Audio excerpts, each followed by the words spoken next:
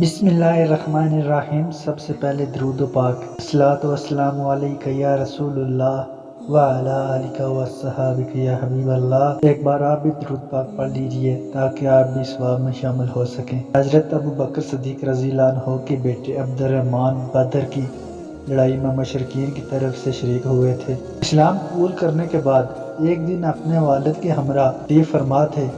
کہنے لگا، ابا جان، بدر کی لڑائی میں میری نظر آپ پر پڑی تھی اور اس وقت میرے لیے آپ کو نشانہ بنانا بہت آسان تھا، لیکن میں ایک طرف کو ہو گیا اور آپ کو قتل نہیں کیا۔